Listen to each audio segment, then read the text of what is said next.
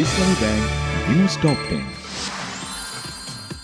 চলছে পবিত্র হজের আনুষ্ঠানিকতা। ফজরের পর মিনা থেকে পবিত্র আরাফাতের ময়দানে জড়ো হতে থাকেন মুসল্লিরা।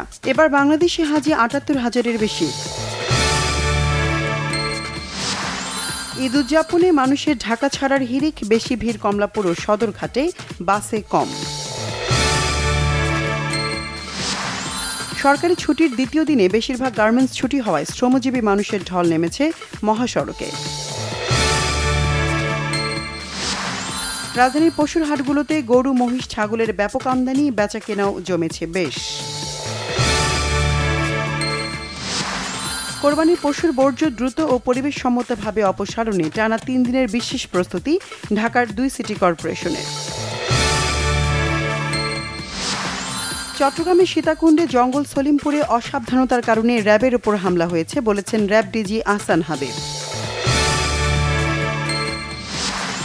বৈরী আবহাওয়ার কারণে পাটুরিয়া, দৌলতদিয়া ও আরিচা কাজিরহাট নৌ রুটে ফেরি চলাচল ব্যাহত। ৬ সপ্তাহেরও বেশি সময় ধরে চলা যুদ্ধবিরতির মধ্যেই দক্ষিণ ইরানে নতুন করে মার্কিনী বিমান হামলা।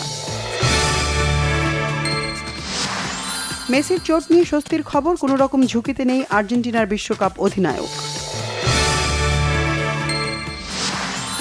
নতুন কোচ টমাস ডুলির অধীনে জাতীয় ফুটবল দলের প্রস্তুতি শুরু। ৫ জুন সান মারিনোর বিপক্ষে আন্তর্জাতিক প্রীতি ম্যাচ।